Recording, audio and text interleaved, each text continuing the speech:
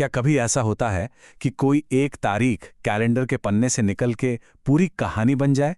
जी हाँ, कभी-कभी इतिहास को समझने के लिए हमें सदियों पुराने दस्तावेज नहीं, बल्कि सिर्फ एक तारीख की जरूरत होती है, जो किसी देश की पूरी यात्रा को अपने आप में समेट लेती है। आज हम कैलेंडर की एक ऐसी ही तारीख यानी 24 मार्च पर नजर डालेंगे और ये देखेंगे कि कैसे ये एक अकेला दिन भारत के इतिहास के कई अलग-अलग और महत्वपूर्ण अध्यायों को हमारे सामने रखता है। तो चलिए इस दिलचस्प सफर पर निकलते हैं। ये टाइमलाइन एक तरह से हमारा रोड मैप है, जो हमें 24 मार्च को हुई अलग-अलग अहम घटनाओं से रूबरू कराएगी। हमारी कहानी की शुरुआत होती है 19वीं सदी से। ये वो दौर था जब एक ऐसी टेक्नोलॉजी आई जिसने कम्युनिकेशन यानी संचार की दुनिया को हमेशा के लिए बदल कर रख दिया। साल था 1855 और तारीख थी, जी हाँ, 24 मार्च। इसी दिन भारत में पहला लंबी दूरी का टेलीग्राफ संदेश कलकत्ता से आगरा भेजा गया। अब ये सुनने में एक मामूली बात लग सकती है, लेकिन सोचिए, ये उस विशाल भारत को टेक्नोलॉजी के जरिए जोड़ने की दिशा में पहला और कितना बड़ा कदम था। मीलों की दूरी सिमटकर कुछ घंटों में तय होने लगी थी।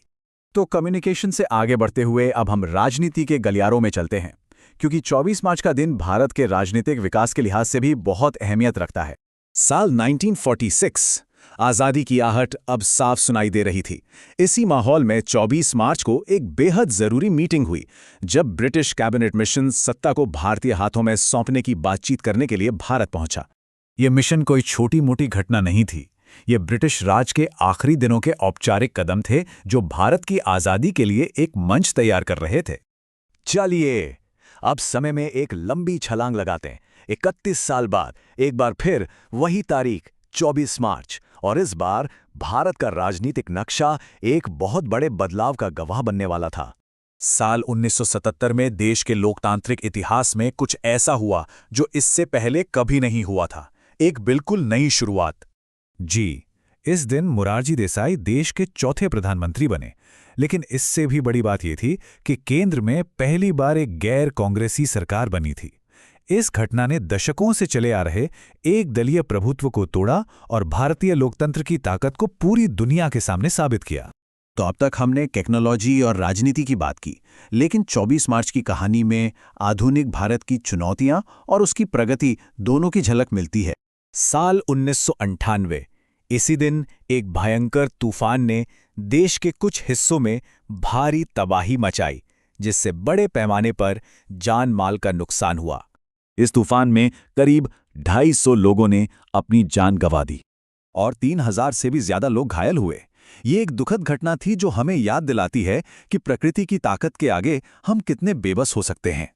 लेकिन जैसा हमने कहा, इस तारीख में जहां चुनौतियां हैं, वहीं उम्मीद और तरक्की भी है। ठीक 10 साल बाद 24 मार्च 2008 का दिन लाखों लोगों के लिए एक बड़ी आर्थिक खुशखबरी लेकर आया। छठे वेतन आयोग यानी 6th पे कमीशन ने केंद्र सरकार के कर्मचारियों के लिए औसतन 40% वेतन बढ़ाने की सिफारिश की। इसका सीधा असर देश भर के लाखों पब्लिक सेक्टर कर्मचारियों और उनके परिवारों पर पड़ा। और अब हम उस 24 मार्च पर पहुंचते हैं, जो हम में से ज्यादातर लोगों की यादों में बिल्कुल ताज़ा होगा। एक ऐसा दिन जब 1 अरब से ज्यादा लोगों की जिंदगी, पूरा देश एक साथ ठहर गया।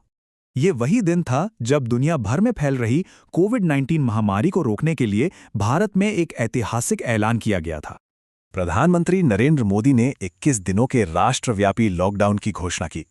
पब्लिक हेल्थ को लेकर उठाया गया ये एक ऐसा अभूतपूर्व कदम था जिसकी किसी ने कल्पना भी नहीं की थी।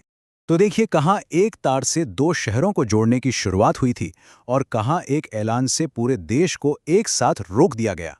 ये तारीख 24 मार्च सही मायनों में भारत के बदलते वक्त, उसकी बढ़ती चुनौतियों और ताकत की कहानी कहती है। ये दिन इतिहास का एक स्नैपशॉट बन गया है और ये हमें सोचने पर मजबूर करता है कि आने वाले सालों में जब कैलेंडर में 24 मार्च की तारीख आएगी, तो वो अपने साथ कौन सा नया अध्याय लेकर आएगी।